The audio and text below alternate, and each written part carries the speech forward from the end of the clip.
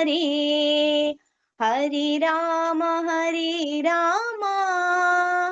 राम राम हरे हरे, हरे कृष्ण कृष्ण कृष्ण हरे हरे, हरे राम राम राम हरे हरे, हरे कृष्ण कृष्ण कृष्ण हरे हरे, हरे राम राम राम हरे हरे, हरे कृष्ण कृष्ण कृष्ण हरे हरे, हरे राम राम राम हरे हरे। जय राधा गोविंद श्री राधे, जय गौरनिताय जय गौरनिताय, जय जय जय प्रभुपाद जय जय प्रभुपाद, जय जय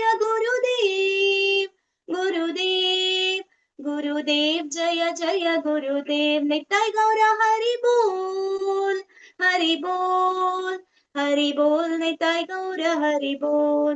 श्री राधा गोविंद की जय, श्री गौरनिताय की जय, श्रील प्रभुपाद की जय। हरे कृष्ण हरे कृष्ण हरे कृष्ण ಎಲ್ಲ ಭಕ್ತರಿಗೂ हरे कृष्ण प्रभुजी, प्रणाम प्रभुजी, हरे कृष्ण हरे कृष्ण हरे कृष्ण प्रभुजी, प्रणाम। हरे कृष्ण माताजी, प्रणाम। हरे कृष्ण प्रभुजी, हरे कृष्ण माताजी, हरे कृष्ण। ओम नमो भगवते वासुदेवाय, ओम नमो भगवते वासुदेवाय, ओम नमो भगवते वासुदेवाय, ओम नमो भगवते वासुदेवाय, ओम नमो भगवते वासुदेवाय, ओम नमो भगवते वासुदेवाय, नारायणं नमस्कृत्य नारायणं नमस्कृत्य नरं चैव नरोत्तमं नरं चैव नरोत्तमं देवीं सरस्वतीं व्यासं देवीं सरस्वतीं व्यासं ततो जयमुदीरयेत्। ततो जयमुदीरयेत्। नष्टप्रायेषु अभद्रेषु नष्टप्रायेषु अभद्रेषु नित्यं भागवत सेवया, नित्यं भागवत सेवया, भगवती उत्तमा श्लोके भगवती उत्तम श्लोके भक्तिर्भवति नैष्ठिकी।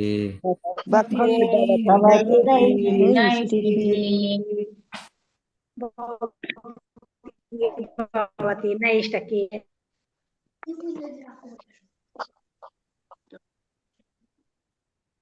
ಶ್ರೀಮದ್ ಭಾಗವತ 4ನೇ ಸ್ಕಂದ 9ನೇ ಅಧ್ಯಾಯ ಶ್ಲೋಕ 37ರಿಂದ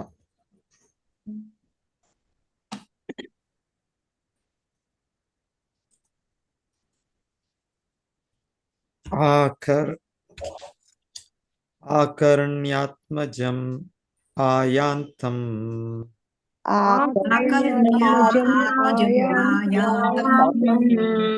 ಸಂಪರೇತ್ಯ ಯಥಾಗತಂ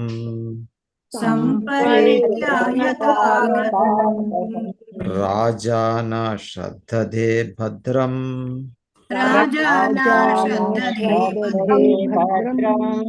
ಅಭದ್ರಸ್ಯ ಕುತೋ ಮಮ.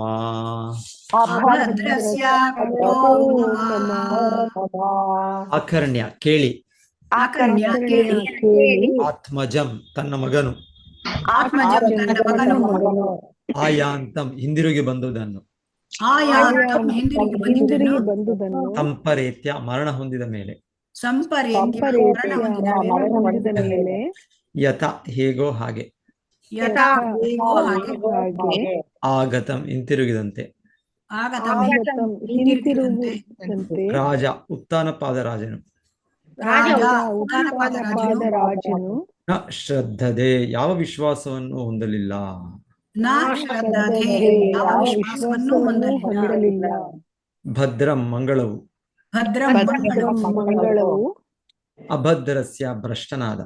ಅಭದ್ರಸ್ಯ ಭ್ರಷ್ಟನಾದ. ಭ್ರಷ್ಟನಾದ ಕುತಃ ಎಲ್ಲಿಯದು.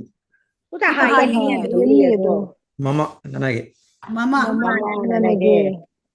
ಅನುವಾದ ಮತ್ತು ಭಾವಾರ್ಥ ಶಿಲಪ್ರಭುಪಾದದಿಂದ. ಶಿಲಪ್ರಭುಪಾದ ಜಯವಾಗಲಿ. ರಾಜನಾದ ಉತ್ಥಾನಪಾದನು ತನ್ನ ಮಗ ಧ್ರುವನು ಊರಿಗೆ ಮರಳುತ್ತಿರುವನೆಂಬ ವೃತ್ತಾಂತವನ್ನು ಕೇಳಿದಾಗ ಸತ್ತವನಿಗೆ ಮತ್ತೆ ಪ್ರಾಣ ಮರಳಿದಂತಾಯಿತು. ಅವನಿಗೆ ಮಗನು ಊರಿಗೆ ಬರುತ್ತಿರುವನೆಂಬ ಮಾತಿನಲ್ಲಿ ನಂಬಿಕೆಯೇ ಇರಲಿಲ್ಲ. ಏಕೆಂದರೆ ಹೇಗೆ ಬದುಕಿ ಬರುವುದು ಸಾಧ್ಯ ಎಂಬ ಸಂಶಯ ಅವನಿಗಿತ್ತು. ತಾನು ಪರಮ ಪಾಪಿಯಾದ್ದರಿಂದ ಅಂತಹ ಭಾಗ್ಯ ತನಗಿಲ್ಲವೆಂದುಕೊಂಡನು. ರಾಜನಾದ ಉತ್ಥಾನಪಾದನು ತನ್ನ ಮಗ ಧ್ರುವನು ಊರಿಗೆ ಮರಳುತ್ತಿರುವನೆಂಬ ವೃತ್ತಾಂತವನ್ನು ಕೇಳಿದಾಗ ಸತ್ತವನಿಗೆ ಮತ್ತೆ ಪ್ರಾಣ ಮರಳಿದಂತಾಯಿತು.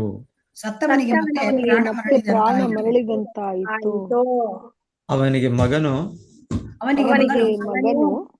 ಊರಿಗೆ ಬರುತ್ತಿರುವನೆಂಬ ಮಾತಿನಲ್ಲಿ ನಂಬಿಕೆಯೇ ಇರಲಿಲ್ಲ. ಬರಲಿಲ್ಲ. ಏಕೆಂದರೆ ಹೇಗೆ ಬದುಕಿ ಬರುವುದು ಸಾಧ್ಯ ಎಂಬ ಸಂಶಯ ಅವನಿಗಿತ್ತು. ತಾನು ಪರಮ ಪಾಪಿಯಾದ್ದರಿಂದ ಅಂತಹ ಭಾಗ್ಯ ತನಗಿಲ್ಲವೆಂದುಕೊಂಡನು.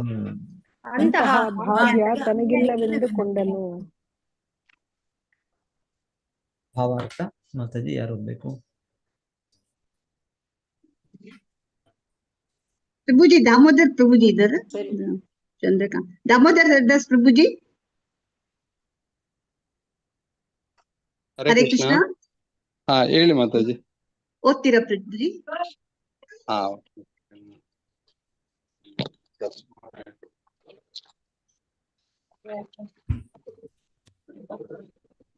ಹರೇ ಕೃಷ್ಣ. ಭಾವಾರ್ಥ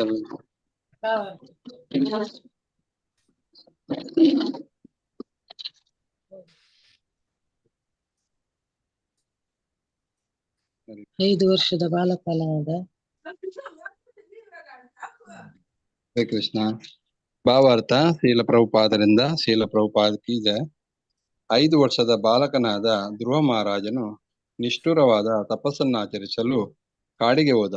ಅಂತ ಎಳೆಯ ಬಾಲಕನು ಕಾಡಿನಲ್ಲಿ ಬದುಕಿರಲು ಸಾಧ್ಯವೆಂಬುದನ್ನು ರಾಜನಿಗೆ ನಂಬಲು ಸಾಧ್ಯವಾಗಲಿಲ್ಲ. ಧ್ರುವ ಸತ್ತೇ ಹೋಗಿದ್ದಾನೆಂದು ಅವನು ಭಾವಿಸಿದನು. ಧ್ರುವನು ಮರಳಿ ಮನೆಗೆ ಬರುತ್ತಾನೆ ಎಂಬ ಮಾತಿನಲ್ಲಿ ಅವನಿಗೆ ನಂಬಿಕೆಯೇ ಇರಲಿಲ್ಲ. ಅವನಿಗೆ ಈ ಮಾತು ಸತ್ತವನು ಮರಳಿ ಬದುಕಿ ಬಂದಂತಿತ್ತು. ಆದ್ದರಿಂದ ಅವನಿಗೆ ಈ ಮಾತನ್ನು ನಂಬಲಾಗಲಿಲ್ಲ. ಧ್ರುವ ಮಹಾರಾಜ ಹೋದ ಮೇಲೆ ಉತ್ಥಾನಪಾದನಿಗೆ ಅವನು ಮನೆ ಬಿಟ್ಟು ಹೋಗಲು ತಾನೇ ಕಾರಣ ಎಂಬ ಭಾವನೆ ಇತ್ತು. ಆದ್ದರಿಂದ ಅವನು ತನ್ನನ್ನು ಪರಮ ಪಾಪಿ ಎಂದು ಭಾವಿಸಿಕೊಳ್ಳುತ್ತಾನೆ. ಒಂದು ವೇಳೆ ಕಳೆದು ಹೋದ ತನ್ನ ಮಗ ಯಮನ ಪಟ್ಟಣದಿಂದ ವಾಪಸ್ಸು ಬರುವುದು ಸಾಧ್ಯವಿಲ್ಲವಿದ್ದರೂ ತಾನು ಪರಮ ಪಾಪಿಯಾದ್ದರಿಂದ ಮಗನನ್ನು ಮತ್ತೆ ಪಡೆಯುವ ಭಾಗ್ಯ ತನಗಿಲ್ಲ ಎಂದು ಭಾವಿಸಿದನು. ಹರೇ ಕೃಷ್ಣ ಮಾತಾಜಿ. ಧನ್ಯವಾದ. ಹರೇ ಕೃಷ್ಣ. 38 ಶ್ರದ್ಧಾಯ ವಾಕ್ಯಂ ದೇವರ್ಷೇರ್ ಹರ್ಷವೇಗೇನ ಹರ್ಷಿತಃ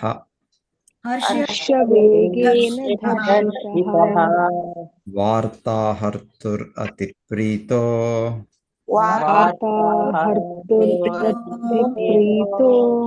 ಹಾರಂ ಪ್ರಾದಾನ್ ಮಹಾಧನಾಂ.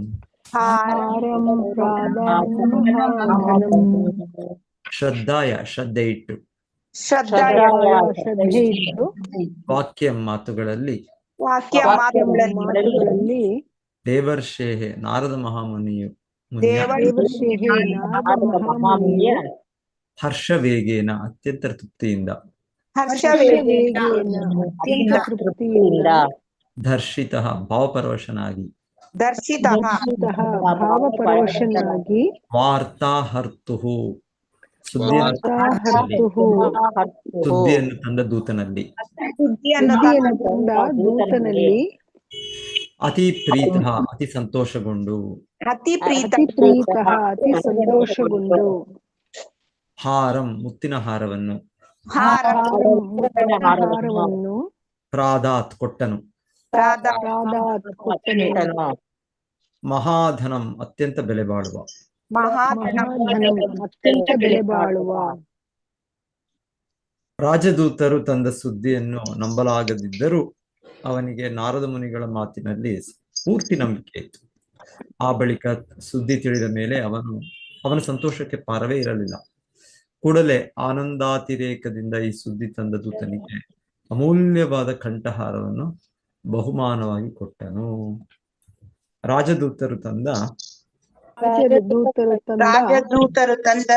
ಸುದ್ದಿಯನ್ನು ನಂಬಲಾಗದಿದ್ದರೂ ಅವನಿಗೆ ನಾರದ ಮುನಿಗಳ ಮಾತಿನಲ್ಲಿ ಪೂರ್ತಿ ನಂಬಿಕೆ ಇತ್ತು. ಆ ಬಳಿಕ ಸುದ್ದಿ ತಿಳಿದ ಮೇಲೆ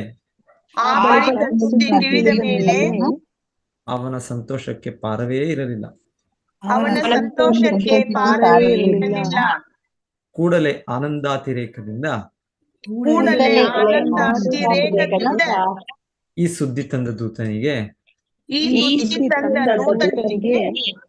ಅಮೂಲ್ಯವಾದ ಕಂಠಹಾರವನ್ನು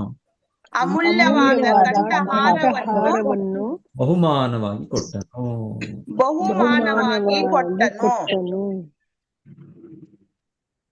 ಸದಶ್ವಂ ರಥಂ ಆರುಹ್ಯ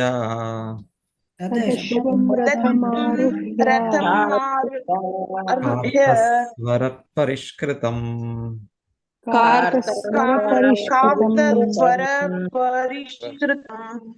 ಬ್ರಾಹ್ಮಣೈ ಕುಲವೃದ್ಧೈಶ್ಚ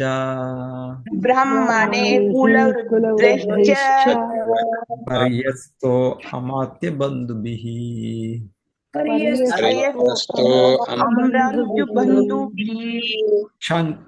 ಶಂಖದುಂದುಭಿನಾದೇನ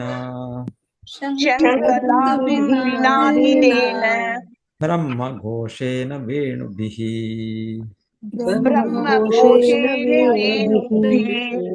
ನಿಶ್ಚಕ್ರಾಮ ಪುರಾತೂರ್ಣಂ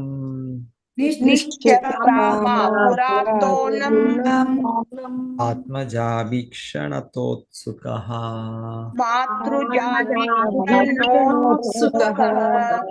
ಸತಶ್ವಂ ಅತ್ಯುತ್ತಮ ಕುದುರೆಗಳಿಂದ ಎಳೆಯಲ್ಪಟ್ಟ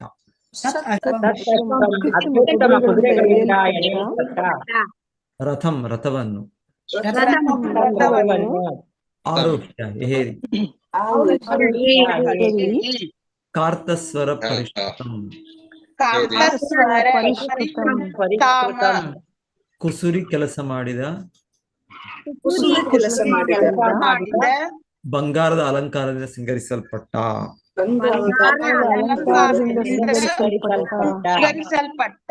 ಬ್ರಾಹ್ಮಣೈ ಬ್ರಾಹ್ಮಣರಿಂದೊಡಗೂಡಿ ಕುಲವೃದ್ಧೈ ವಂಶದ ಹಿರಿಯರೊಡಗೂಡಿ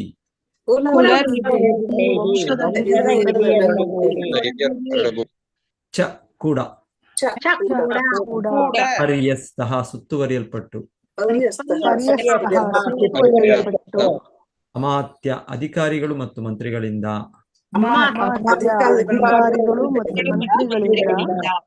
ಬಂಧುಭಿ ಮತ್ತು ಸ್ನೇಹಿತರಿಂದ ಕೂಡಿ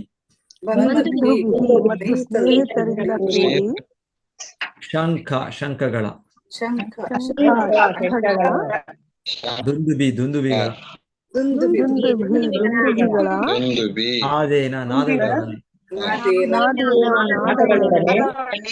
ಬ್ರಹ್ಮಘೋಷೇಣ ವೇದ ಮಂತ್ರಗಳ ಘೋಷಗಳೊಡನೆ ಘೋಷೇನ ಮಂತ್ರಗಳ ವೇದ ಮಂತ್ರಗಳ ಘೋಷಣೆಯೊಡನೆ ವೇಣುಬಿಹಿ ಕೊಳಲುಗಳೊಡನೆ ಕೊಳಲುಗಳೊಡನೆ ನಿಶ್ಚಕ್ರಾಮ ಅವನು ಹೊರಗೆ ಬಂದನು. ನಿಶ್ಚಕ್ರಾಮ ಅವನು ಹೊರಗೆ ಬಂದನು.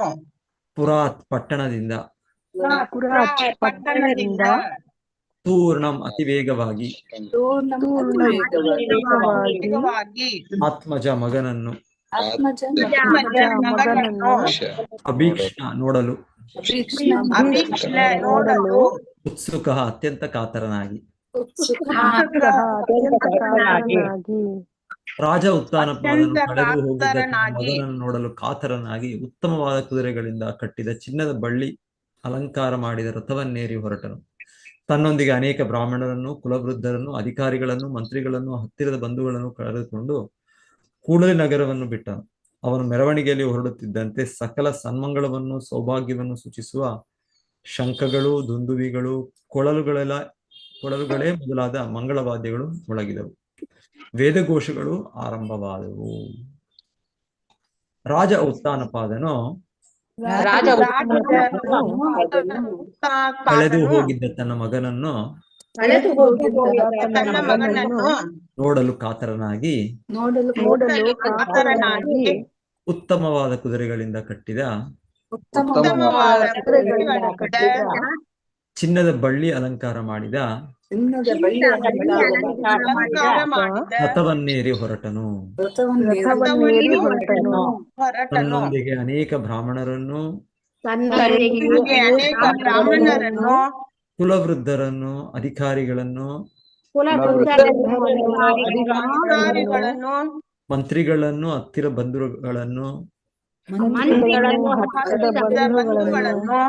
ಕರೆದುಕೊಂಡು ಕೂಡಲೇ ನಗರವನ್ನು ಬಿಟ್ಟನು. ಅವನು ಮೆರವಣಿಗೆಯಲ್ಲಿ ಹೊರಡುತ್ತಿದ್ದಂತೆ ಸಕಲ ಸನ್ಮಂಗಳವನ್ನು, ಸೌಭಾಗ್ಯವನ್ನು ಸೂಚಿಸುವ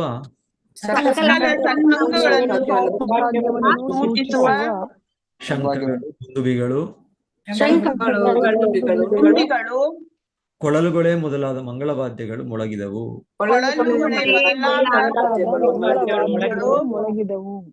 ವೇದಘೋಷಗಳು ಆರಂಭವಾದವು.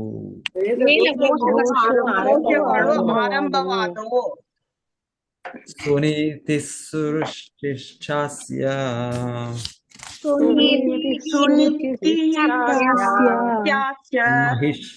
ಮಹಿಷ್ಯೌರುಕ್ಮಭೂಷಿತೆ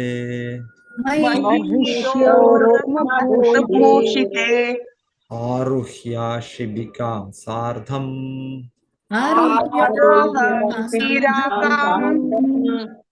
ಉತ್ತಮೇನಾಭಿಜಗ್ಮತುಃ.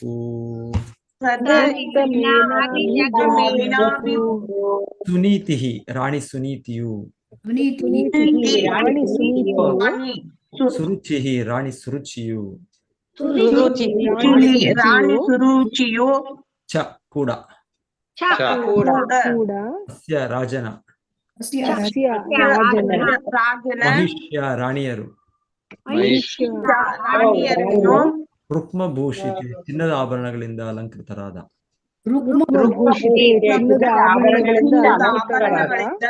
ಆರುಹ್ಯ ಏರಿ, ಶಿಬಿಕಾಂ ಪಲ್ಲಕ್ಕಿಯನ್ನು, ಸಾರ್ಧಂ ಜೊತೆಗೂಡಿ, ಉತ್ತಮೇನ ರಾಜನ ಇನ್ನೊಬ್ಬ ಮಗನಾದ ಉತ್ತಮನ,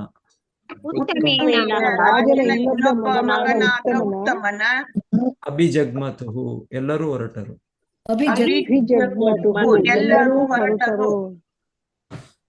ಉತ್ತನಪಾದನ ಇಬ್ಬರು ಪತ್ನಿಯರಾದ ಸುನೀತಿ, ಸುರುಚಿಯರು ಅವನ ಇನ್ನೊಬ್ಬ ಮಗನಾದ ಉತ್ತಮನೊಂದಿಗೆ ಮೆರವಣಿಗೆಯಲ್ಲಿದ್ದರು. ರಾಣಿಯರು ಪಲ್ಲಕ್ಕಿಯಲ್ಲಿ ಕುಳಿತಿದ್ದರು. ಮಾತಾಜಿ ಭಾವಾರ್ಥ ಯಾರು ಓದ್ತಾರೆ? ದೀಪಾ ಮಾತಾಜಿ. ಹರೇ ಕೃಷ್ಣ. ದೀಪಾ ಮಾತಾಜಿ. ಹರೇ ಕೃಷ್ಣ ಮಾತಾಜಿ. ಭಾವಾರ್ಥ. ಧ್ರುವ ಮಹಾರಾಜನು ಅರಮನೆಯನ್ನು ಬಿಟ್ಟು ಹೋದ ಮೇಲೆ ಉತ್ತನಾಪಾದನು ತುಂಬಾ ದುಃಖಿತನಾದನು. ಆದರೆ ನಾರದ ಮುನಿಗಳ ನೆಲ್ಮೆಯ ಮಾತುಗಳು ಅವನಿಗೆ ಸ್ವಲ್ಪ ಸಾಂತ್ವನ ನೀಡಿದವು. ತನ್ನ ಪತ್ನಿ ಸುನೀತಿಯ ಸೌಭಾಗ್ಯವನ್ನು, ರಾಣಿ ಸುರುಚಿಯ ದೌರ್ಭಾಗ್ಯವನ್ನು ಅವನು ಅರಿತಿದ್ದನು. ಈ ವಿಷಯಗಳೆಲ್ಲ ಅರಮನೆಯಲ್ಲಿ ಬಹಿರಂಗವಾಗಿತ್ತು. ಆದರೂ ಧ್ರುವ ಮಹಾರಾಜನು ಮರಳಿ ಬರುತ್ತಿದ್ದಾನೆಂಬ ಸುದ್ದಿ ಅರಮನೆಯನ್ನು ಮುಟ್ಟಿದೊಡನೆಯೇ ಅವನ ತಾಯಿ ಸುನೀತಿಯು ಪುತ್ರ ವಾತ್ಸಲ್ಯದಿಂದಲೂ ಆ ವೈಷ್ಣವೋತ್ತಮ ಮಾತೆಯಾಗಿದ್ದುದರಿಂದಲೂ ಉತ್ತಾನಪಾದನ ಇನ್ನೊಬ್ಬ ಪತ್ನಿಯಾದ ಸುರುಚಿಯನ್ನು ಹಾಗೂ ಅವಳ ಮಗ ಉತ್ತಮನನ್ನು ತನ್ನ ಪಲ್ಲಕ್ಕಿಯಲ್ಲೇ ಕೂರಿಸಿಕೊಂಡು ಹೋಗಲು ಹಿಂಜರಿಯಲಿಲ್ಲ. ಇದು ವೈಷ್ಣವೋತ್ತಮನಾದ ಧ್ರುವ ಮಹಾರಾಜನ ಮಾತೆಯಾದ ರಾಣಿ ಸುನೀತಿಯ ದೊಡ್ಡ ಗುಣ. ಹರೇ ಕೃಷ್ಣ. Thank you. ಓಂ ಅಜ್ಞಾನತಿಮಿರಾಂಧಸ್ಯ ಜ್ಞಾನಾಂಜನಶಲಾಕಯಾ ಚಕ್ಷುರುನ್ಮೀಲಿತಂ ಯೇನ ತಸ್ಮೈ ಶ್ರೀ ಗುರವೇ ನಮಃ. ನಮೋ ವಿಷ್ಣುಪಾದಾಯ ಕೃಷ್ಣಪ್ರೇಷ್ಠಾಯ ಭೂತಲೆ ಶ್ರೀಮತೆ ಭಕ್ತಿವೇದಾಂತ ಸ್ವಾಮೀತಿ ನಾಮ್ನೆ. ನಮಸ್ತೆ ಸಾರಸ್ವತೆ ದೇವೆ ಗೌರವಾಣಿ ಪ್ರಚಾರಿಣೆ ನಿರ್ವಿಶೇಷ ಶೂನ್ಯವಾದಿ ಪಾಶ್ಚಾತ್ಯ ದೇಶತಾರಿಣೆ. ಜಯ ಶ್ರೀ ಕೃಷ್ಣ ಚೈತನ್ಯ ಪ್ರಭು ನಿತ್ಯಾನಂದ ಶ್ರೀ ಅದ್ವೈತ ಗದಾಧರ ಶ್ರೀವಾಸಾದಿ ಗೌರಭಕ್ತವೃಂದ. ಹರೇ ಕೃಷ್ಣ ಕೃಷ್ಣ ಕೃಷ್ಣ ಹರೇ ಹರೇ, ಹರೇ ರಾಮ ರಾಮ ರಾಮ ಹರೇ ಹರೇ. ಸೊ ಇಲ್ಲಿ ನಾವು ಕೇಳೋದಾಗೆ ಧ್ರುವ ಮಹಾರಾಜರೀಗ ವಾಪಸ್ ಬರ್ತಾ ಇದ್ದಾರೆ ಅವರ ರಾಜ್ಯಕ್ಕೆ. ಸೊ ಇದರ ಮುಂಚೆ ಅವರು ರಾಜ್ಯವನ್ನು ಬಿಟ್ಟು ಹೋದ ತಕ್ಷಣವೇ ಅವರ ತಂದೆ ಮಹಾರಾಜ ಉತ್ತಾನಪಾದ ಅವರಿಗೆ ತಮ್ಮ ತಪ್ಪು ಅರಿವಾಯಿತು ಅವ್ರಿಗೆ. ಸೊ ಅವರಿಗೆ ತಪ್ಪು ಅರಿವಾಗಿ ಅವರು ಬಹಳ ತೀವ್ರ ವ್ಯಥೆಯಲ್ಲಿದ್ದಾಗ ನಾರದ ಮುನಿಗಳು ಬಂದು ಅವ್ರಿಗೆ ಆಶ್ವಾಸನೆ ಕೊಟ್ಟಿದ್ರು. ನಾರದ ಮುನಿಗಳು ಹೇಳಿದ್ರು, ಸೊ ನಿನ್ನ ಮಗನ ಬಗ್ಗೆ ಈ ತರ ಚಿಂತೆ ಮಾಡೋ ಅಗತ್ಯ ಇಲ್ಲ. ಸೊ ನಿನ್ನ ಮಗನು ಸದ್ಯದಲ್ಲೇ ಬಹಳ ಚಿಕ್ಕ ಸಮಯದಲ್ಲಿ ಭಗವಂತನ ಸಂಪೂರ್ಣ ಅನುಗ್ರಹವನ್ನು ಪಡೆದು ಹಿಂದಿರುಗುತ್ತಾನೆ ಅಂತ ಹೇಳಿದರು. ಆದರೂ ಉತ್ತಾನಪಾದರು ಅವರು ಕೂಡ ತಮ್ಮ ತಪ್ಪನ್ನು ಅವರು ಅರ್ಥ ಮಾಡಿಕೊಂಡು, ಸೊ ಹಾಗಾಗಿ ಅವರು ಕೂಡ ಅವರ ರಾಜ್ಯದ ವ್ಯವಹಾರಗಳನ್ನು ಅಷ್ಟು ಕಾರ್ಯನಿರ್ವಹಣೆ ಮಾಡಲಿಲ್ಲ ಅಂತಾನೆ ಕೇಳಿದ್ವಿ ನಾವು. ಅವರು ಕೂಡ ಅದನ್ನ ಸ್ವಲ್ಪ ಪಕ್ಕಕ್ಕೆ ಬಿಟ್ಬಿಟ್ರು. ಏನು ಪ್ರತಿದಿನದ ಚಟುವಟಿಕೆಗಳು ಮಾಡಬೇಕು ರಾಜರು, ಅದೆಲ್ಲವೂ ಕೂಡ ಅವರು ಅಷ್ಟು ಲೆಕ್ಕಿಸದೆ ಅವರು ಇದ್ರು ಅಂತ ಹೇಳ್ತಾರೆ. ಈಗ ಈ ಸುದ್ದಿ ಬಂದದ್ದು, ಸೊ ಇಲ್ಲಿ ಹೇಳ್ತಾ ಇದ್ದಾರೆ, ಸುದ್ದಿ ಬಂದರೂ ಕೂಡ ಅವ್ರಿಗೆ ನಂಬಕ್ಕಾಗ್ತಾ ಇಲ್ಲ. ಅವ್ರಿಗೆ ನಿಜವಾಗ್ಲೂ ಇದು ಸತ್ಯನ ಅಂತ ಅವ್ರಿಗೆ ಅನಿಸ್ತಾ ಇದೆ. ಸೊ ಅವ್ರಿಗೊಂದು ರೀತಿಯಲ್ಲಿ ಆಯ್ತು, ಇನ್ನು ಮಗ ಸತ್ತು ಹೋದಾಗೆ. ಸೊ ಆ ರೀತಿ ಭಾವನೆ ಇತ್ತು ಅವ್ರಿಗೆ. ಸೊ ಹಾಗಾಗಿ ಅವರು ಮರಳಿ ಜೀವಂತವಾಗಿ ಹುಟ್ಟು ಬಂದದ್ದೇನೋ. ಸೊ ಆ ರೀತಿಯಲ್ಲಿ ಅವ್ರಿಗೆ ತುಂಬಾ ಒಂದು ನಂಬಲಿಕ್ಕೆ ಆಗ್ತಾ ಇಲ್ಲ. ಮತ್ತೆ ಇನ್ನೊಂದು ಕಾರಣ ಹೇಳಿದ್ರು, ಯಾಕೆ ನಂಬಲಿಕ್ಕೆ ಆಗ್ತಾ ಇಲ್ಲ ಅಂದ್ರೆ ಅವರು ತನ್ನ ಬಗ್ಗೆನೇ ಅನ್ಕೊಳ್ತಾ ಇರೋದು, ನಾನು ತುಂಬಾ ಈ ತರ ಪಾಪಿನ, ಸೊ ಹಾಗೆ ನಾನು ಅರ್ಹನಲ್ಲ, ನಾನು ಈ ತರ ಮತ್ತೆ ನನ್ನ ಮಗನನ್ನು ಪಡೀಲಿಕ್ಕೆ ಅಂತ ಆ ರೀತಿ ಹೇಳ್ತಾ ಇದ್ದಾರೆ. ಸೊ ಎನಿವೆ, ಇದು ಮಹಾರಾಜ ಉತ್ತಾನಪಾದರ ಕೂಡ ದೊಡ್ಡ ಗುಣ ಅಂತ ಹೇಳ್ಬೋದು. ಮಹಾರಾಜ ಉತ್ತಾನಪಾದ ರಾಜರ್ಷಿಗಳು. ಸೊ ಒಂದು ಸಮಯದಲ್ಲಿ ಅವ್ರ ತಪ್ಪಾಗಿರ್ಬೋದು, ಆದ್ರೆ ಮತ್ತೆ ಇಲ್ಲಿ ನಾವು ನೋಡೋದು ಅವ್ರ ವ್ಯಕ್ತಿತ್ವದಲ್ಲಿ ಅವರ ಒಂದು ತಪ್ಪನ್ನು ಅವರು ಮನವರಿಕೆ ಮಾಡಿಕೊಂಡ್ರು. ಮತ್ತೆ ಅವರಿಗೆ ಆಶ್ವಾಸನೆ ಕೊಡ್ಲಿಕ್ಕೆ ದೇವರ್ಷಿ ನಾರದರು ಬಂದರು. ನಾರದರು ಬಂದು ಭೇಟಿ ಮಾಡಬೇಕು ಯಾರನ್ನಾದ್ರು ಅಂದ್ರೆ ಅಸಾಮಾನ್ಯ ವ್ಯಕ್ತಿ ಅಲ್ಲ ಅವರು.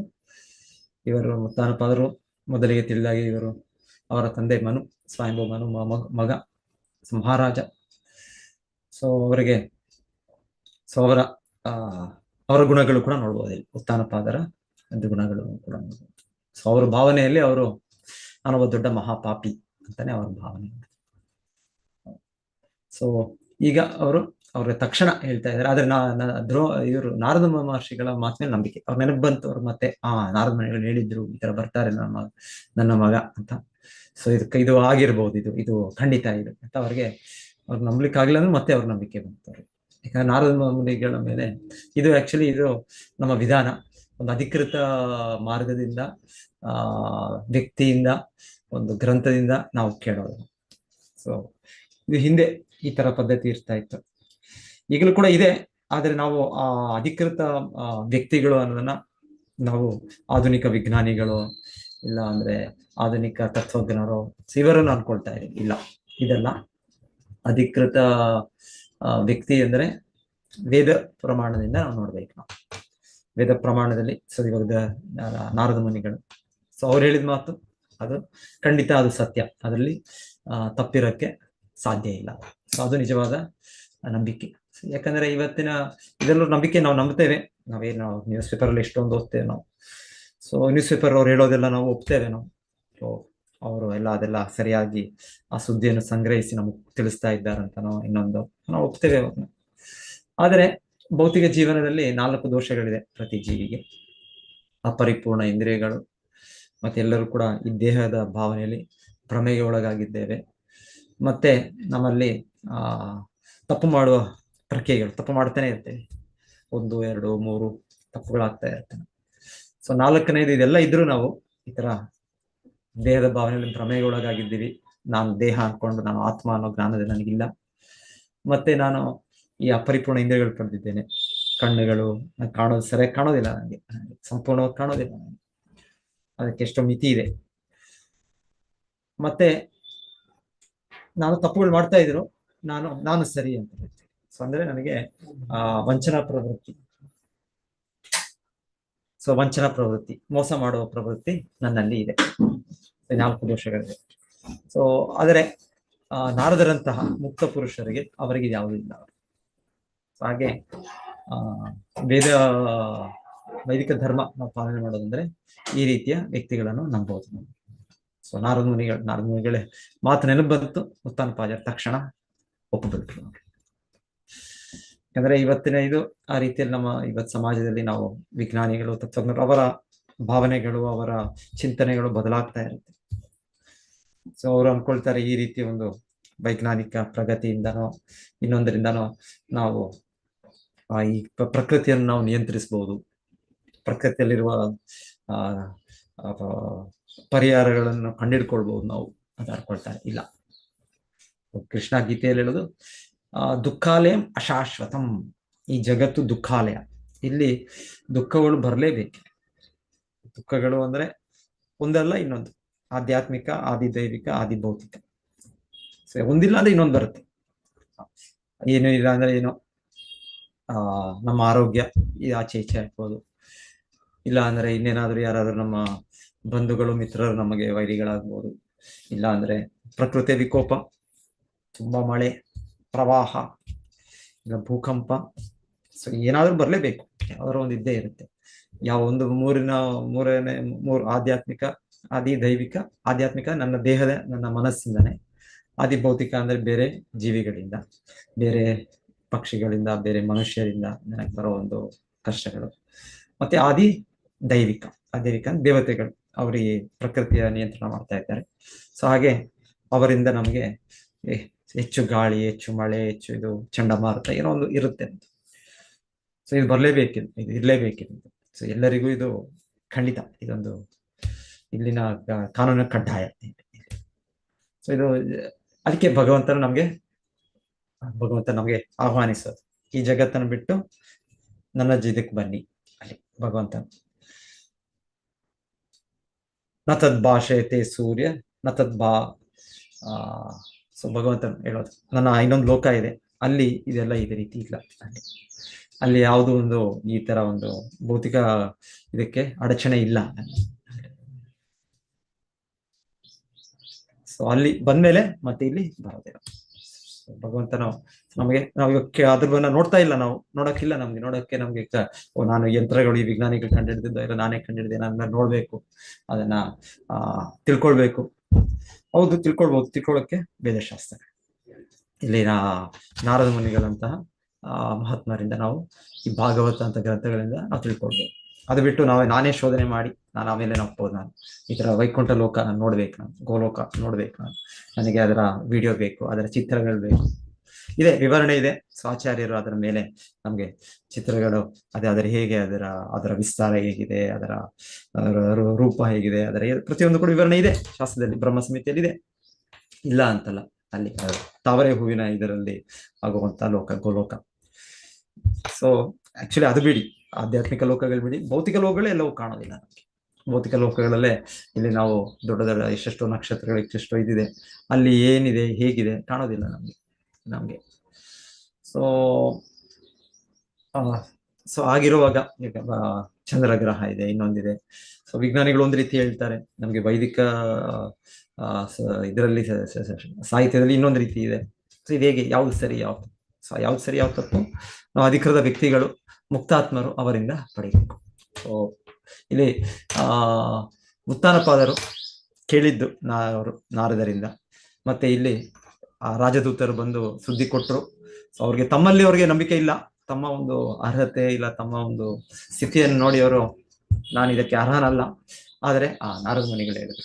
ಸೊ ಇದು ಕರೆಕ್ಟ್, ಇದು ಖಂಡಿತ ಇದು ಸರಿಯಾಗಿರ್ಬೇಕು ಅಂತ ಅವರು ತಕ್ಷಣವೇ ಅವರು ಯಾರು ರಾಜದೂತರು ಬಂದ್ರು ಅವ್ರಿಗೆ ಹೇಳ್ತಾರೆ, ಅವರು ಕೂಡ ಒಂದು ಬಹುಮಾನವಾಗಿ ಒಂದು ಚಿನ್ನದ ಹಾರವನ್ನು ತೆಗೆದು ಕೊಟ್ಬಿಡ್ತಾರೆ. ಸೊ ಹೀಗೆ ರಾಜರಿರ್ತಾ ಇದ್ರು ಅವರು ಹಿಂದೆ. ಅವ್ರಿಗೆ ಆತರ ಒಂದು ಸಲಹೆ ಸಿಗ್ತಾ ಇತ್ತು, ಆತರ ಒಂದು ವ್ಯವಸ್ಥೆ ಇತ್ತು ಆತರ ಅವ್ರಿಗೆ. ಸೊ ಮತ್ತೆ ಇವಾಗ ಅವರು ತನ್ನ ಮಗನನ್ನು ಆಹ್ವಾನಿಸ್ಲಿಕ್ಕೆ ಆ ಕಾತುರತೆಯಿಂದ ಅವರನ್ನು ಬರಮಾಡ್ಕೊಳ್ಳಿಕ್ಕೆ ಅವರೆಲ್ಲ ಅವರ ರಾಜ್ಯದ ಮಹಾರಾಜರಂದ್ರೆ ಅವರೆಲ್ಲ ಅವ್ರಿಗೆ ವ್ಯವಸ್ಥೆ ಇದೆ, ಅವ್ರಿಗೆ ಅವರ ಮಂತ್ರಿಗಳು, ಬ್ರಾಹ್ಮಣರು ಅವರೆಲ್ಲರೂ ಕೂಡ ಸೇರಿ ಎಲ್ಲ ಆ ಶುಭ ಸನ್ನಿವೇಶ. ಸೊ ಎಲ್ಲರೂ ಕೂಡ ಅವರು ಹೊರಗೆ ಬರ್ತಾ ಇದ್ದಾರೆ, ಅವರ ರಾಜಧಾನಿ ಹೊರಗೆ ಬಂದು ಧ್ರುವ ಮಹಾರಾಜನನ್ನು ಆಹ್ವಾನಿಸ್ಲಿಕ್ಕೆ ಹೋಗ್ತಾ ಇದ್ದಾರೆ. ಸೊ ಇಲ್ಲಿ ಇನ್ನೊಂದು ಹೇಳ್ತಾ ಇದ್ದಿದ್ದಲ್ಲಿ ತನ್ನ ರಾಣಿಯರಾದ ಸುರುಚಿ, ಸುನೀತಿ ಇಬ್ಬರನ್ನು ಕೂಡ ಕರ್ಕೊಂಡು ಹೋದರು ಅವರು. ಸೊ ಅಲ್ಲಿ ವಿಶೇಷವಾಗಿ ಹೇಳೋದು ಸುರುಚಿಯನ್ನು ಸುನೀತಿ ಕರ್ಕೊಂಡು ಬಂದರು ಅಂತ ಹೇಳ್ತಾರೆ. ಸೊ ಯಾಕಂದ್ರೆ ಸುರುಚಿ ಸಹಜವಾಗಿ ಅವರೇ ಒಂದು ಕಾರಣ ಧ್ರುವ ಮಹಾರಾಜರಿಗೆ ಈ ರೀತಿ ಅವರು ಮನೆ ಬಿಟ್ಟು, ರಾಜ್ಯ ಬಿಟ್ಟು, ಅವರ ಅರಮನೆ ಬಿಟ್ಟು ಅವರು ಕಾಡಿಗೆ ಹೋಗ್ಬೇಕಾಯ್ತು ಅವರು. ಸೊ ಹಾಗೆ ಅವರಲ್ಲೂ ಕೂಡ ನನ್ನಿಂದ ಹೀಗಾಯ್ತು ಅಂತ ಒಂದು ಇದಿರುತ್ತೆ ಅವ್ರಿಗೆ. ಸಹಜವಾಗಿ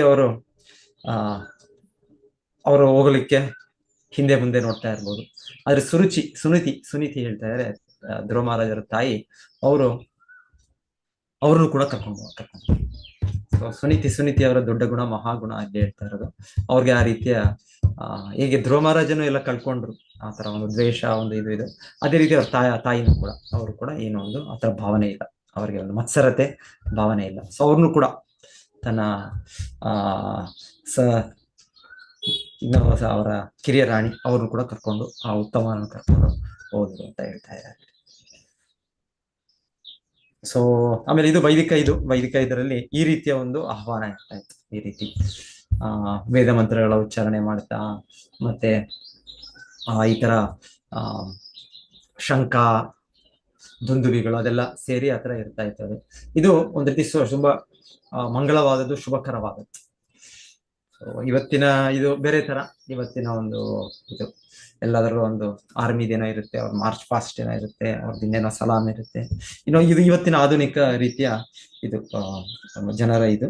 ಆದ್ರೆ ವೈದಿಕ ಇದು ಪ್ರತಿಯೊಂದು ಕೂಡ ಅದೊಂದು ಬಹಳ ಒಂದು ಮಂಗಳಕರವಾದದ್ದು. ಆತರ ಒಂದು ರೀತಿಯ ಒಂದು ಆಹ್ವಾನ, ರಿಸೆಪ್ಷನ್ ಹೇಳ್ಬೇಕು ಅಂದ್ರೆ ಆ ರೀತಿಯ ಒಂದು ಡೆಕೋರೇಷನ್ಸ್ ಕೂಡ ವೈದಿಕ ಕಾಲದಲ್ಲಿ ಏನಾದರೂ ಈ ರೀತಿ ಯಾರಾದರೂ ದೊಡ್ಡ ವ್ಯಕ್ತಿ ಬಂದರೆ, ಇಲ್ಲಾಂದ್ರೆ ಇನ್ನೇನಾದರೂ ಬಂದ್ರೆ ಅವ್ರಿಗೆ ಆಹ್ವಾನ ಮಾಡೋ ಒಂದು ರೀತಿ ಕೂಡ ಬೇರೆ ರೀತಿಯಲ್ಲಿ ಒಂದು ವೈದಿಕ ಮಂತ್ರಗಳನ್ನ ಉಚ್ಚರಿಸ್ತಾ ಇದಿರ್ತಾ ಇತ್ತು. ಮತ್ತೆ ಈ ರೀತಿಯ ಒಂದು ಹೂವುಗಳು, ಹಣ್ಣುಗಳು, ಈ ಬಾಳೆಗರಿಗಳು, ಇಲ್ಲ ಅಂದ್ರೆ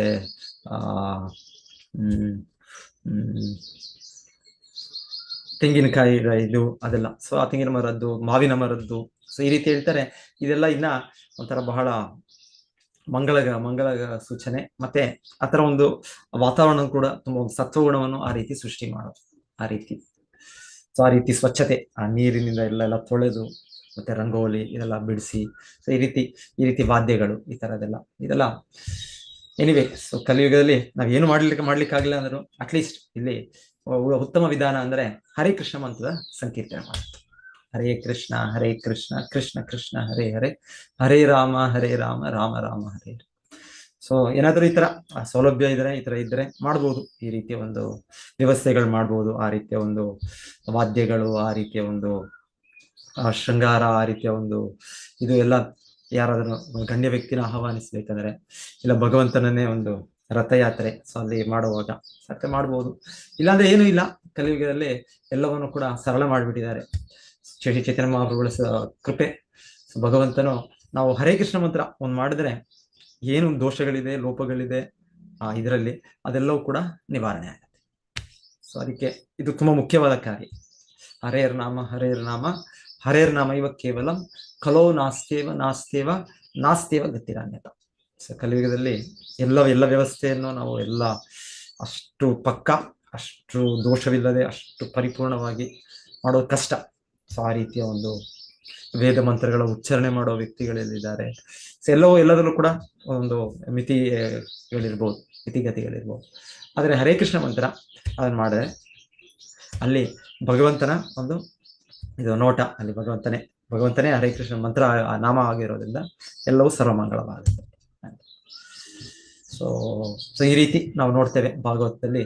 ಕೃಷ್ಣನು ತನ್ನ ಧಾಮಕ್ಕೆ, ತನ್ನ ರಾಜಧಾನಿ ದ್ವಾರಕೆಗೆ ವಾಪಸ್ ಬರುವಾಗ ಆಗ್ಲೂ ದ್ವಾರಕೆ ನಗರ ಜನರು ಕೃಷ್ಣನನ್ನು ಸ್ವಲ್ಪ ಸಮಯ ನೋಡ್ಲಿಲ್ಲ. ಕೃಷ್ಣ ಈ ರೀತಿ ಒಂದೊಂದ್ಸಲ ತಮ್ಮ ರಾಜಧಾನಿ ಬಿಟ್ಟು ಹೋಗ್ತಾ ಇದ್ರು. ಮಹಾಭಾರತ ಯುದ್ಧದಲ್ಲಿ ಪರ್ಟಿಕ್ಯುಲರ್ಲಿ ಆ ಸಮಯದಲ್ಲಿ ಬಹಳ ದಿವಸ ಕೃಷ್ಣ ಇರ್ಲಿಲ್ಲ ಅಂತ ಹೇಳ್ತಾರೆ. ಸೊ ಕೃಷ್ಣನು ಪಾಂಡವ ಕೌರವರ ಮಧ್ಯೆ ರಾಜಿ ಮಾಡ್ಲಿಕ್ಕೆ ಮತ್ತೆ ಆ ಯುದ್ಧದಲ್ಲಿ ಕೂಡ ಭಾಗವಹಿಸಿದ್ರು. ಮತ್ತೆ ಕೂಡ ಸುಮಾರು ದಿವಸಗಳ ನಂತರ ಬಂದದ್ದು. ಸೊ ಹಾಗೆ ದ್ವಾರಕೆಗೆ ಬರುವಾಗ ಹೇಳ್ತಾರೆ. ಸೊ ಆಗ ದ್ವಾರಕಾ ನಿವಾಸಿಗಳೆಲ್ಲರೂ ಶುದ್ಧ ಭಕ್ತರು. ಸೊ ಹಾಗೆ ಭಗವಂತನು ಬರ್ತಾ ಇದ್ದಾನೆ ಅಂದ್ರೆ ಎಲ್ಲ ಅವರ ನಗರಗಳೆಲ್ಲ ಸ್ವಚ್ಛವಾಗಿ ಮಾಡಿ, ಮತ್ತೆ ಎಲ್ಲ ಅಷ್ಟು ಅಲಂಕಾರವಾಗಿ ಮಾಡಿ ಎಲ್ಲರೂ ಬಂದು ಆಹ್ವಾನಿಸಕ್ಕೆ ಎಲ್ಲರೂ ಬಂದರು. ಸೊ ಅವ್ರಿಗೆಲ್ಲರೂ ಹೇಗೆ ಅಂದ್ರೆ ಮತ್ತೆ ಅವ್ರ ಜೀವವನ್ನು ಪಡೆದ ಹಾಗೆ. ಇಲ್ಲಿ ಧ್ರುವ ಮಹಾರಾಜನ ಬಗ್ಗೆ ಹೇಳ್ತಾ ಇದ್ದಾರೆ, ಅವ್ರ ತಂದೆಗೆ ಆತರ ಜೀವವನ್ನು ಪಡೆದ ಹಾಗೆ, ಅವರ ಸತ್ತ ಮಗ ಬಂದಾಗೆ ಅಂತ. ಆದ್ರೆ ನಿಜವಾಗ್ಲೂ ಪ್ರತಿಯೊಬ್ಬರಿಗೂ ಆ ಜೀವ ಅಂದ್ರೆ ಭಗವಂತ, ರಾಧಾಕೃಷ್ಣ ಪ್ರಾಣ ಮೌರ. ಸೊ ಅವರು ಭಗವಂತನು ನಮ್ಮ ನಿಜವಾದ ಪ್ರಾಣ, ನಿಜವಾದ ಜೀವ. ಸೊ ಹೀಗೆ ದ್ವಾರಕಾ ನಿವಾಸಿಗಳು ಶುದ್ಧ ಭಕ್ತರು. ಮತ್ತೆ ಕೃಷ್ಣ ಬರ್ತಾನೆ ಅಂದ್ರೆ ಎಲ್ಲರಿಗೂ ಅವ್ರಿಗೆ ಜೀವ ಬಂದ ಹಾಗೆ, ಎಲ್ಲರೂ ಮತ್ತೆ ಎಲ್ಲ ಒಂದು ಅವರ ಇದನ್ನು ಮಾಡ್ಕೊಂಡು ಎಲ್ಲರೂ ಬಂದು ಕೃಷ್ಣನನ್ನು ಆಹ್ವಾನಿಸ್ತಾರೆ. ಸೊ ಮತ್ತೆ ಬಹಳ ಕಡೆ ಅಲ್ಲಿ ವಿವರಣೆಗಳಿರೋದು, ಪ್ರತಿ ದಿವಸ ಭಗವಂತನ್ ಅವನ ಪ್ರಜೆಗಳಿಗೆ ಅವನ ದರ್ಶನವನ್ನು ಕೊಡ್ಲಿಕ್ಕೆ ಹೊರಗೆ ಬಂದ್ರೆ ಅವರೆಲ್ಲರೂ ಕೂಡ ಕಾತುರವಾಗಿ ಪ್ರತಿದಿನ ಅದೇ ರೀತಿಯಲ್ಲಿ ಅವರು ಒಂದು ಉತ್ಸುಕರಾಗಿ ಅವರು ಭಗವಂತನನ್ನು ನೋಡ್ತಾ ಇದ್ರು. ಮಥುರೆಯಲ್ಲೂ ಕೂಡ, ದ್ವಾರಕೆಯಲ್ಲೂ ಕೂಡ. ಮಥುರೆಯಲ್ಲಿದ್ದಾಗ ಕೃಷ್ಣ ಆಗ್ಬೋದು, ಇಲ್ಲಾಂದ್ರೆ ದ್ವಾರಕೆಯಲ್ಲಿ ಆಗ್ಬೋದು, ಇಲ್ಲ ಕೃಷ್ಣ ವೃಂದಾವನದಲ್ಲಿ ಇದ್ದಾಗಲೂ ಆಗ್ಬೋದು.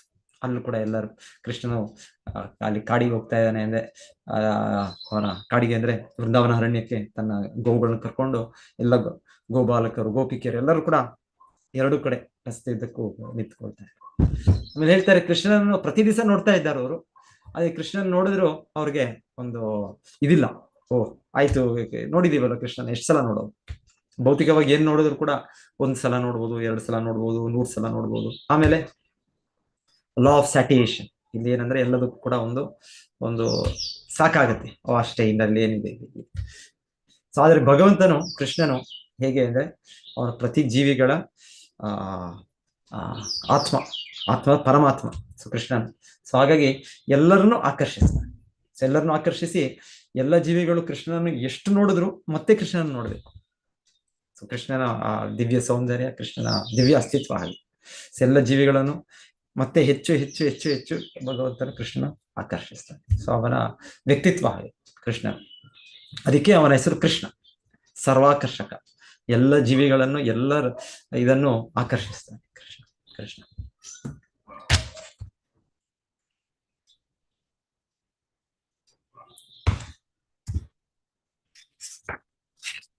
ಓಕೆ, ಇನ್ನೇನಾದ್ರು ಇದ್ರೆ ಏನಾದ್ರು ಚಾಟ್ ಬಾಕ್ಸ್ ಅಲ್ಲಿ ಮಾತಾಜಿ ಯದ್ಗತ್ವಾ ನಿವರ್ತಂತೆ ತದ್ದಾಮ ಪರಮಂ ನಮಃ. ಹೌದು, ಸೊ ಕೃಷ್ಣ ಇದ್ದೆ ಧಾಮ ಇದಿದೆ ಅನ್ನೋದಕ್ಕೆ ನಮ್ಗೆ ಮಾತಾಜಿ ಹೇಳಿ ಮಾತಾಜಿ. ಪ್ರಭುಜಿ ಹರೇ ಕೃಷ್ಣ. ಇದು ಧ್ರುವ ಮಹಾರಾಜು ಎಷ್ಟು ವರ್ಷ ತಪಸ್ಸು ಮಾಡಿದ್ದಾರೆ ಪ್ರಭುಜಿ? 6 ತಿಂಗಳು ಅಂತ ಕೇಳಿದೆ ಮಾತಾಜಿ. 6 ತಿಂಗಳು ಅವ್ರು ಮಾಡಿದ್ದು. ಸೊ ಅವ್ರಾದ್ರೆ ಅದೇ ತುಂಬಾ ತೀವ್ರ ತಪಸ್ಸೆ ಮಾಡಿದ್ದೇನೋ 6 ತಿಂಗಳು. ಆದರೆ ಅವ್ರು ಮಾಡಿದ ತಪಸ್ಸೆ ನಾವು ಕೇಳಿದ್ದು ಪ್ರಥಮ ತಿಂಗಳು ಅವರು 3 ದಿವಸಕ್ಕೊಮ್ಮೆ, ಮತ್ತೆ 2ನೇ ತಿಂಗಳಲ್ಲಿ 9 ದಿವಸಕ್ಕೊಮ್ಮೆ. ಈ ರೀತಿ ಅವರ ಆಹಾರ, ಅವರೇನು ನೀರು ಇಲ್ಲ, ಮತ್ತೆ ಅವರು ಬರೇ ಗಾಳಿ. ಸೊ ಈ ರೀತಿ ತೀವ್ರ ತಪಸ್ಸೆ 6 ತಿಂಗಳು ಮಾಡಿದ್ದು. ಅದೇ ತುಂಬಾ ತೀವ್ರ ತಪಸ್ಸೆ.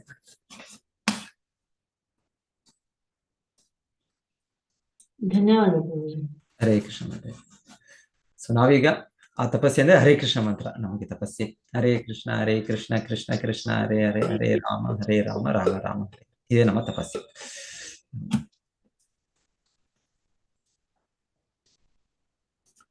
ಹರೇ ಕೃಷ್ಣ ಪ್ರಭು. ಹರೇ ಕೃಷ್ಣ ಮಾತಾಜಿ. ಯಾಕೆ ಬೇಗ ಮುಗಿಸ್ಬಿಟ್ರಲ್ಲ ಪ್ರಭು ಇವತ್ತು? ಹಾ ಮಾತಾಜಿ, ನೋಡೋಣ ಇನ್ನೇನಾದ್ರು ಇದ್ರೆ ಪಾಯಿಂಟ್ಸ್ ನೋಡೋಣ ಮನಸ್ಸಿನಲ್ಲಿ.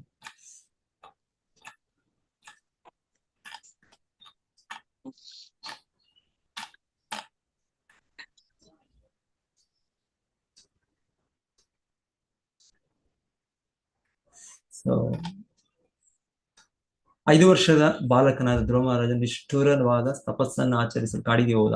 ಅಂತಹ ಎಳೆಯ ಬಾಲಕನು ಕಾಡಿನಲ್ಲಿ ಬದುಕಲು ಸಾಧ್ಯವೆಂಬುದನ್ನು ರಾಜನಿಗೆ ನಂಬಲು ಸಾಧ್ಯವಾಗಲೇ ಇಲ್ಲ. ಧ್ರುವ ಸತ್ತೇ ಹೋಗಿದ್ದಾನೆಂದು ಅವನು ಭಾವಿಸಿದ್ದನು. ಧ್ರುವನು ಮರಳಿ ಮನೆಗೆ ಬರುತ್ತಾನೆ ಎಂಬ ಮಾತಿನಲ್ಲಿ ಅವನಿಗೆ ನಂಬಿಕೆ ಇರಲಿಲ್ಲ. ಅವನಿಗೆ ಈ ಮಾತು ಸತ್ತವನು ಮರಳಿ ಬಂದಂತಿತ್ತು. ಆದ್ದರಿಂದ ಅವನಿಗೆ ಈ ಮಾತನ್ನು ನಂಬಲಾಗಲಿಲ್ಲ. ಧ್ರುವ ಮಹಾರಾಜ ಊರು ಬಿಟ್ಟು ಹೋದ ಮೇಲೆ ಉತ್ಥಾನಪಾದನಿಗೆ ಅವನ ಮನೆ ಬಿಟ್ಟು ಹೋಗಲು ತಾನೇ ಕಾರಣ ಎಂಬ ಭಾವನೆ ಇತ್ತು. ಆದ್ದರಿಂದ ಅವನು ತನ್ನನ್ನು ಪರಮ ಪಾಪಿ ಎಂದು ಭಾವಿಸಿಕೊಳ್ಳುತ್ತಾನೆ. ಒಂದು ವೇಳೆ ಕಳೆದು ಹೋದ ತನ್ನ ಮಗ ಯಮನ ಪಟ್ಟಣದಿಂದ ವಾಪಸ್ ಬರುವುದು ಸಾಧ್ಯವಿದ್ದರೂ ತಾನು ಪರಮ ಪಾಪಿಯಾದ್ದರಿಂದ ಮಗನನ್ನು ಮತ್ತೆ ಪಡೆಯುವ ಭಾಗ್ಯ ತನಗಿಲ್ಲ ಎಂದು ಭಾವಿಸಿದನು.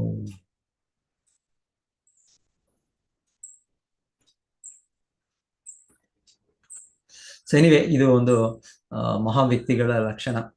ಅವರಿಗೆ ಈ ತರ ಅವರಿಗೆ ಒಂದು ರೀತಿಯ ಅನಾಹುತ ಆಯ್ತು ಅವ್ರ ಜೀವನದಲ್ಲಿ. ಆದ್ರೆ ಮತ್ತೆ ಅವರ ತಂದೆ ಮಗ ವಾಪಸ್ ಬಂದಿದ್ದು, ಮತ್ತೆ ಬಂದದ್ದು ಅವರು ಮಹಾನ್ ಭಕ್ತರಾಗಿ ಬಂದದ್ದು, ಭಗವಂತನ ಕೃಪೆಯನ್ನು ಪಡೆದು ಬಂದದ್ದು.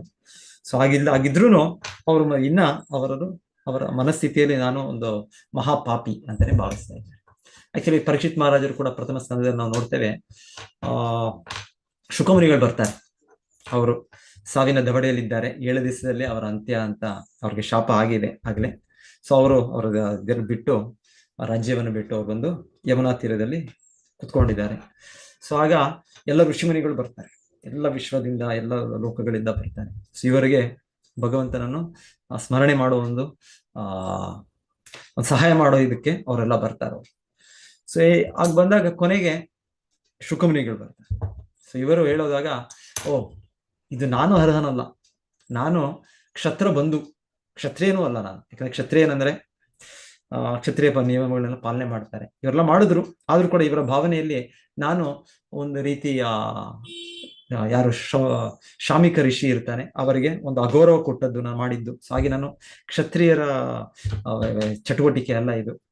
ಸೊ ಈ ತರ ಅಂತ ನಾನು ಕ್ಷತ್ರಿಯನಲ್ಲ, ಕ್ಷತ್ರ ಬಂಧು. ಆದರೂ ನನಗೆ ಈ ತರ ಶುಕಮುನಿಗಳಂತ ಮಹಾನ್ ಭಕ್ತರು, ಮಹಾತ್ಮರ ಒಂದು ಸಂಘ ಸಿಗ್ತಾ ಇದ್ರೆ ಇದು ನನಗೆ ಹೇಗೋ ಅರ್ಜುನರಂತಹ ಪಾಂಡವರ ಒಂದು ಸಂಬಂಧ ಇರೋದ್ರಿಂದ, ಯಾಕಂದ್ರೆ ಅವರ ಮೊಮ್ಮಗ ಸೊ ಅವರಿಂದ ನನಗೆ ಈ ಭಾಗ್ಯ ಸಿಗ್ತಾ ಇದೆ ಅಂತ ಇವರು ಅವ್ರು ಅನ್ಕೊಂಡು. ಸೊ ಹೀಗೆ ಭಕ್ತರು, ಶುದ್ಧ ಭಕ್ತರು, ಅವರಿಗೆ ಆತರ ಅರ್ಹತೆ ಇದೆ. ಸೊ ಭಗವಂತನೇ ಆತರ ವ್ಯವಸ್ಥೆ ಮಾಡಿರೋದು ಪರೀಕ್ಷಿತ್ ಮಹಾರಾಜರಿಗೆ. ಈ ತರ ಆತರ ಒಂದು ಘಟಾನುಘಟಿ ಭಕ್ತರು ಯಾರು, ಶುಕದೇವ ಗೋಸ್ವಾಮಿ ಅಂತ ಒಂದು ವ್ಯಕ್ತಿ ಬಂದು ಮೊದಲಿಗೆ ಆಶ್ವಾಸನೆ ಕೊಡ್ತಾರೆ. ಸೊ ನಿನಗೆ 7 ದಿವಸ ಬಹಳ ಸಮಯ ಆಯ್ತು, ನೀನೇನು ಭಯ ಪಡೋ ಅಗತ್ಯ ಇಲ್ಲ. ಯಾರದು ಒಬ್ಬರು ರಾಜ, ಒಬ್ಬರು ಕಟ್ವಾಂಗ ಮಹಾರಾಜರಂತ ಒಬ್ಬ ವ್ಯಕ್ತಿ ಕೆಲವೇ ಒಂದು ನಿಮಿಷಗಳಲ್ಲಿ ಅವ್ರ ಪರಿಪೂರ್ಣತೆ ಪಡೆದವರು. ಸೊ ಆಗಿರುವಾಗ ನಿನಗೆ ಬಹಳ ದೊಡ್ಡ ಸಮಯ ಇದೆ, 7 ದಿವಸ ಏನು ತುಂಬಾ ಇದೆ ಅಲ್ಲ. ಆ ರೀತಿ ಆಶ್ವಾಸನೆ ಕೊಡ್ತಾ ಮತ್ತೆ ಅವ್ರಿಗೆ ಕೊನೆಗೆ ಅವ್ರಿಗೆ ಸಂಪೂರ್ಣವಾಗಿ ಭಗವಂತನ ಮೇಲೆ ಸಮಾಧಿ ಸ್ಥಿತಿ ಬರುವ ಸ್ಥಿತಿ ಅವ್ರಿಗೆ ಭಾಗವತವನ್ನು ಹೇಳಿದ್ದವರು. ಆದರೂ ಇವರು ಪರೀಕ್ಷಿತ್ ಮಹಾರಾಜ ಕಡೆಯಿಂದ ಅವರು ಆಲೋಚನೆ, ನಾನು ಅರ್ಹನಲ್ಲ ಇದಕ್ಕೆ, ನಾನು ಒಂದು ಮಹಾಪಾಪಿ, ನಾನು ಒಂದು ಕ್ಷತ್ರ ಬಂಧು, ಏನೋ ಕೃಷ್ಣ ಒಂದು ಕೃಪೆ, ಏನೋ ಪಾಂಡವರು ಅರ್ಜುನರಂತಹ ಇದರಲ್ಲಿ ಕುಟುಂಬದಲ್ಲಿ ನಾನು ಹುಟ್ಟಿ ಬಂದ್ರಿಂದ ನನಗೇನೋ ಒಂದು ಈ ರೀತಿ ಸಿಕ್ತು ಅಂತ ಅವ್ರ ಭಾವ.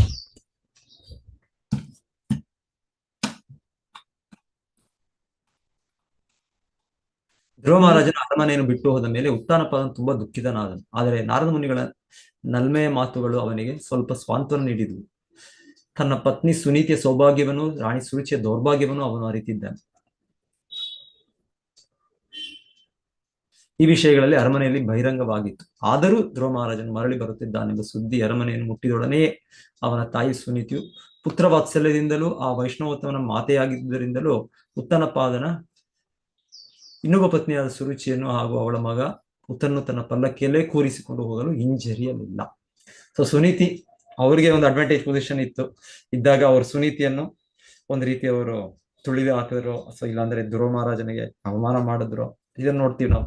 ಸುರುಚಿ ಅವ್ರಿಗೆ, ಅವರ ಉತ್ಥಾನಪಾದ ಅವರ ಗಂಡ ಅವ್ರಿಗೆ ತುಂಬಾ ಒಂದು ಪಕ್ಷಪಾತ ಭಾವನೆಯಲ್ಲಿದ್ದಾಗ. ಆದ್ರೆ ಸುನೀತಿ ಹಾಗಿಲ್ಲ. ಸುನೀತಿ ಈಗ ಆಕ್ಚುಲಿ ಈಗ ಉತ್ಥಾನಪಾದರಿಗೂ ತಿಳಿದಿದೆ. ಸೊ ಈಗ ಸುನೀತಿ ಬೇಕಾದ್ರೆ ಸುರುಚಿಯನ್ನು ನಿರ್ಲಕ್ಷಿಸಬಹುದು, ಆದ್ರೆ ಸುನೀತಿ ಮಾಡ್ತಾರೆ. ನೋಡಿ, ಇದು ಸುನೀತಿ ಮತ್ತೆ ಸುರುಚಿಯ ವ್ಯಕ್ತಿತ್ವ ನೋಡ್ಬೋದು. ಸುರುಚಿ ಒಂದ್ಸಲ ಅವರು ಒಂದು ಇದರಲ್ಲಿ ಸ್ಪೆಷಲ್ ಪೊಸಿಷನ್ ಅಲ್ಲಿ ಇದ್ದಾಗ ಅವ್ರು ಅಡ್ವಾಂಟೇಜ್ ತಗೊಂಡು ಧ್ರುವನಿಗೆ ಅಷ್ಟು ಒಂದು ನೋವು ಬರೋ ರೀತಿಯಲ್ಲಿ ಅವರು ಹೇಳ್ತಾರೆ. ಆದ್ರೆ ಸುನೀತಿ ಈ ತರ ಏನ್ ಮಾಡ್ತಾರೆ ನೋಡಿ. ಸುರುಚಿ ಇವರಿಗೆ ಅಡ್ವಾಂಟೇಜ್ ಬಂದಿದೆ. ಈಗ ಇವರ ಒಂದು ಸನ್ನಿವೇಶದಲ್ಲಿ ಭಗವಂತನೇ ಅವರಿಗೆ ಇವಾಗ ಕೃಪೆ ಕೊಟ್ಟು ಅವರಿಗೆ ಅಷ್ಟು ಧ್ರುವಲೋಕವನ್ನೆಲ್ಲ ಕೊಟ್ಟು, ಸೊ ಆ ರೀತಿ ಇದ್ರುನು ಸುನೀತಿ ಈಗ ಅವರನ್ನು ಇದು ಮಾಡೋಣ ಅವೇಳೋಣ ಆ ತರ ಇಲ್ಲ, ಮನೋಭಾವ ಆಗಿಲ್ಲ. ಸೊ ಸುನೀತಿ ಸುರುಚಿ ನಾವು ಮತ್ತೆ ನೋಡ್ಬೋದು ಅವರ ವ್ಯಕ್ತಿತ್ವ ಅವರಿಬ್ಬರ ಡಿಫ್ರೆನ್ಸ್ ನೋಡ್ಬೋದು. ಇದು ವೈಷ್ಣವೋತ್ತಮನಾದ ಧ್ರುವ ಮಹಾರಾಜನ ಮಾತೆಯಾದ ರಾಣಿ ಸುನೀತಿಯ ದೊಡ್ಡ ಗುಣ. ಓಕೆ, ಸೊ ಯಾರಾದ್ರೂ ಏನಾದ್ರು ಹೇಳ್ಬೇಕಂದ್ರೆ ಹೇಳಿ, ಇಲ್ಲಾಂದ್ರೆ ಇವತ್ತು ನಿಲ್ಸೋಣ.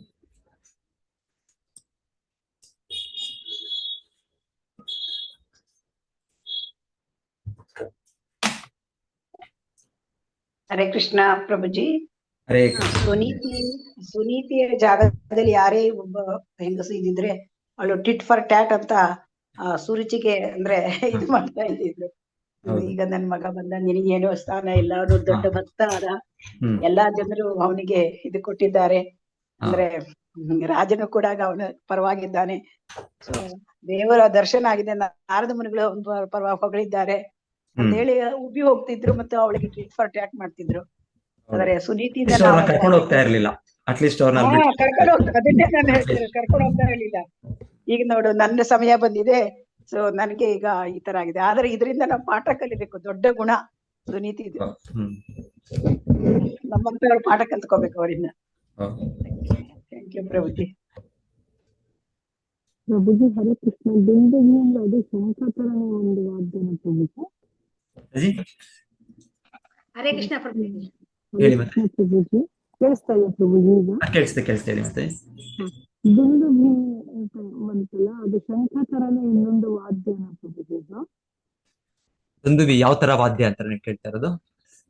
ಅದೇ ಶಂಖ ತರನೇನಾ ಇಲ್ಲದು?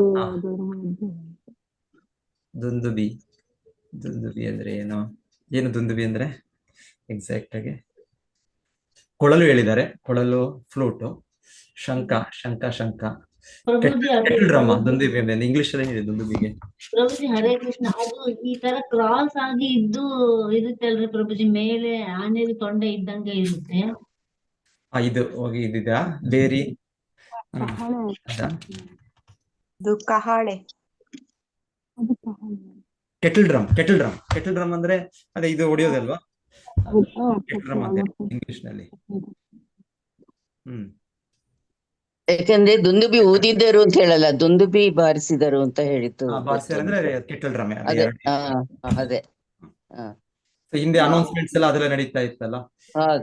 ಇವಾಗ ಅನೌನ್ಸ್ಮೆಂಟ್ ಆಗ ಒಂದು ಮಾರ್ಕೆಟ್ ಪ್ಲೇಸ್ ಹೋಗಿ ಎಲ್ಲರೂ ಅಲ್ಲಿ ಜನರು ಸೇರ್ತಾ ಇದ್ರು, ಅಲ್ಲಿ ಹೊಡೆದು ಎಲ್ಲರೂ ಬಂದು ಮಾಡ್ತಾ ಇದ್ರು.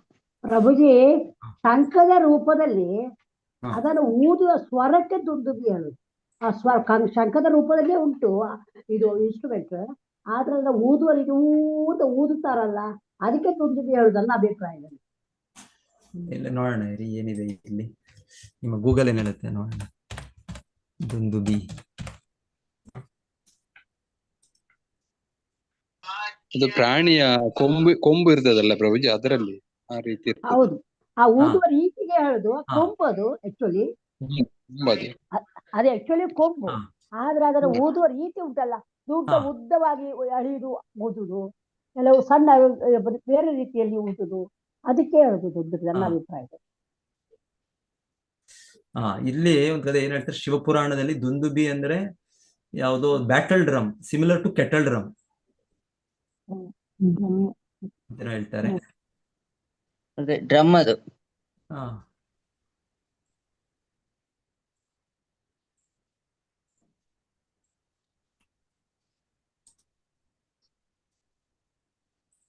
ಆ ಇಮೇಜಸ್ ಕೂಡ ಡ್ರಮ್ ಅಲ್ಲೇ ತೋರಿಸ್ತಾ ಇದ್ದಾರೆ. ಇಲ್ಲಿ ದುಂದುಬಿ ಅಂದ್ರೆ ದುಂದುಬಿಯನ್ನು ಬಾರಿಸಿದರು ಅಂತ ನಮ್ಗೆ ನೆನಪು.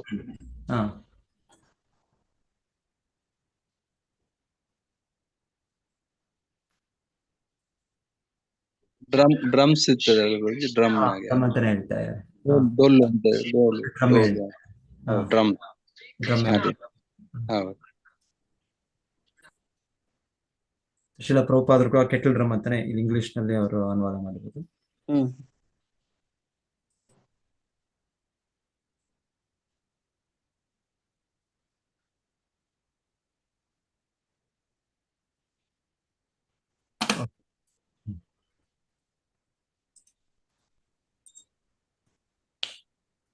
ಹರೇ ಕೃಷ್ಣ. ವಾಂಛಾಕಲ್ಪತರುಭ್ಯಶ್ಚ ಕೃಪಾ ಸಿಂಧುಭ್ಯೇವ ಚ ಪತಿತಾನಾಂ ಪಾವನೇಭ್ಯೋ ವೈಷ್ಣವೇಭ್ಯೋ ನಮೋ ನಮಃ.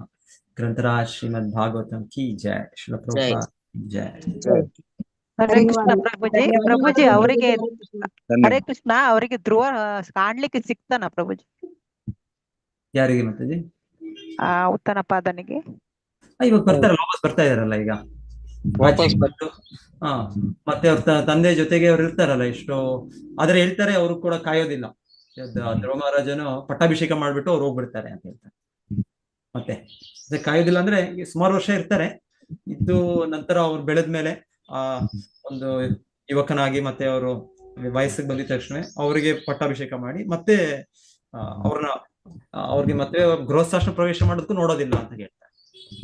ಅಲ್ಲ, ಕೃಷ್ಣ ಪ್ರತ್ಯಕ್ಷ ಆದ ಮೇಲೆ ಇವ್ರು ಹೋಗುದಾ ಅಂತ ಕರೀಲಿಕ್ಕೆ, ತಂದೆ ಕರೀಲಿಕ್ಕೆ ಮತ್ತೆ ಹೋಗುದಾ ಅವರು ಎಲ್ಲ? ಧ್ರುವ ಮಹಾರಾಜ ವಾಪಸ್ ಬರ್ತಾ ಇದ್ದಾರೆ. ಅವ್ರು ಹಿಂದಿರುಗ್ತಾ ಇದ್ದಾರೆ. ಅದನ್ನ ಈ ರಾಜದೂತರೇ ಮೊದಲಿಗೆ ಗೊತ್ತಾಗುತ್ತೆ ಅವ್ರಿಗೆ ಬರ್ತಾ ಇದ್ದಾರೆ ಧ್ರುವ ಅಂತ. ಅದನ್ನ ಅವ್ರ ತಂದೆಗೆ ವಿಷಯ ತಿಳಿಸ್ತಾರೆ. ಈಗ ಇವರೆಲ್ಲರೂ ರಾಜಧಾನಿ ಹೊರಗೆ ಬಂದು ಇವ್ರನ್ನ ಬರಮಾಡ್ಕೊಳ್ಳಿಕ್ಕೆ ಹೋಗ್ತಾ ಇದ್ದಾರೆ. ಓಕೆ ಪ್ರಭುಜಿ.